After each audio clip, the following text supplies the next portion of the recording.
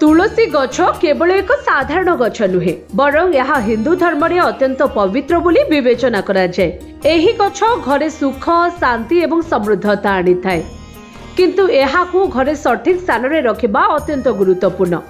जदि आपण घरे एक तुलसी गछ रखंती तेबे किछि जिनिस दिग प्रति दृष्टि देबा आवश्यक। तुलसी गछ केवल घर पाई शुद्धतार प्रतीक नुहे बरं एहार अनेक औषधीय एवं धार्मिक उपकार मध्य अछि। आ विश्वास करा जाए जे तुलसी गछ घर को सकारात्मक शक्ति एवं सुख आनी थाए। हेले आपण जानिछंती घरे एपरि किछि स्थान अछि जेउठारे तुलसी गछ रखिबा शुभ बोली विवेचना करा जाए नाही।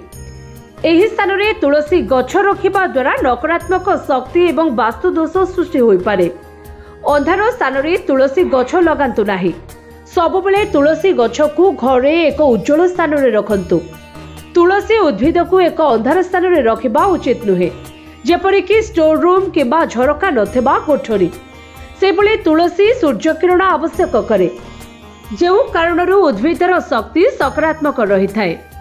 आ तुलसी गछ को दक्षिण दिगरे रखंतु नाही, कारण तुलसी गछ पाई दक्षिण दिग को अप्रीतिकर विवेचना करा जाए।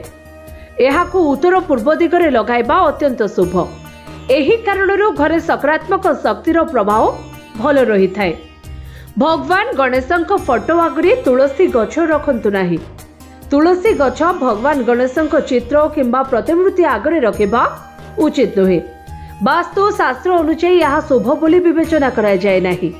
एहाकू एक अलग स्थान रे रखंतु, जहा द्वारा सकारात्मक शक्ति संतुलित रहिबो।